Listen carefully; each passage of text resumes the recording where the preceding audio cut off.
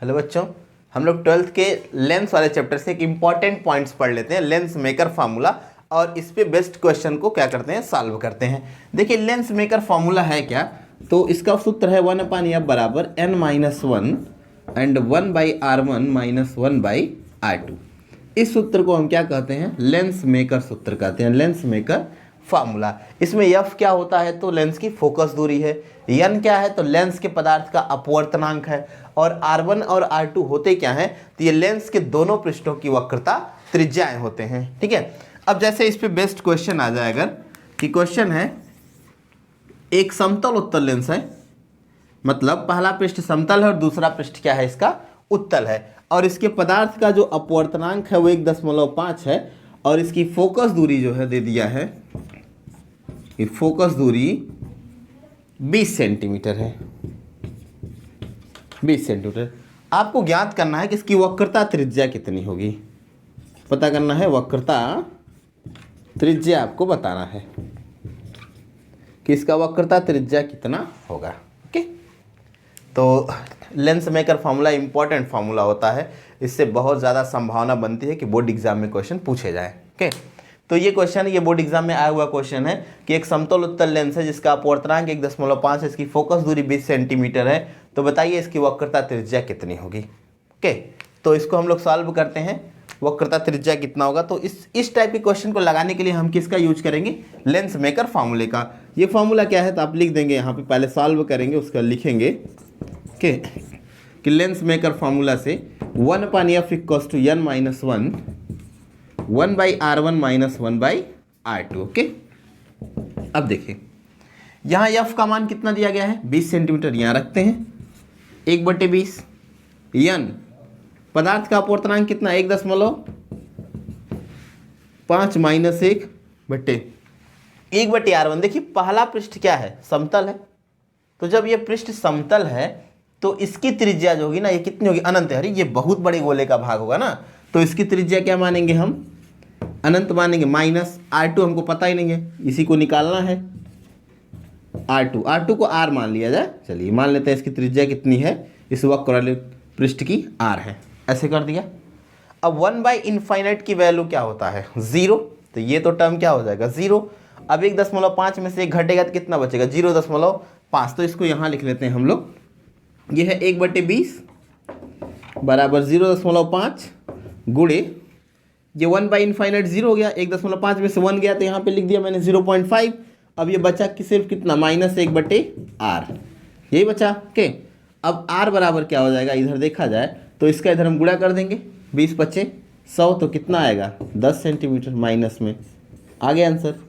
इसकी वक्रता त्रिज्या कितनी होगी, 10 सेंटीमीटर होगी। आसान है इस टाइप के क्वेश्चन।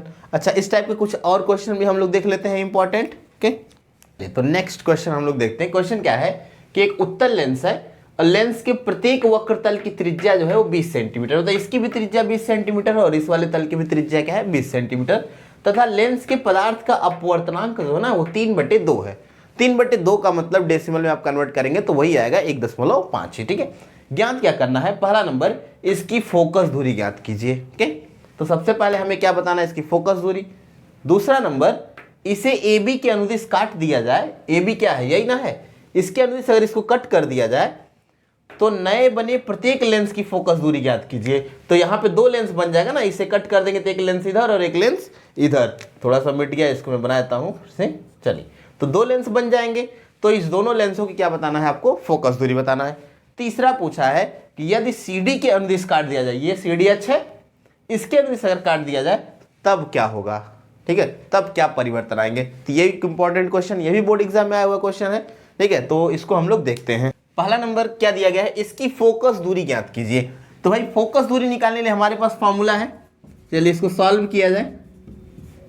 पहला नंबर फोकस दूरी हमारे पास formula lens maker 1/f equals to n-1 1/r1 minus 1/r2। Okay, इस सूत्र से हम क्या करेंगे, निकाल लेंगे कि इसकी फोकस दूरी कितनी है। तो 1/f, n अपवर्तनांक कितना है इसका, 3/2, तो यहाँ पे क्या रखेंगे, n की जगह पे 3/2 रख दिया, -1 1/r1, R1 तो पहले पृष्ठ की त्रिज्या कितनी है भाई 20 सेंटीमीटर।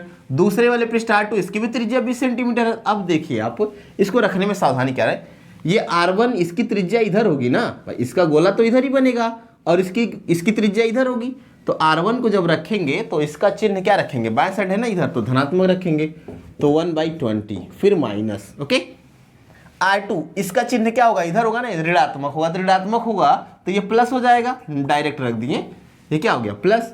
तो अब ये कितना आया 1/f इक्वल टू, देखिए ये 2 एकम 2, 3 में से 2 घट जाएगा तो 1/2 बचा, गुणे, और ये 20 डिनोमिनेटर बराबर है, हर बराबर है तो ऊपर जुड़ जाएगा, कितना हो गया 2/20।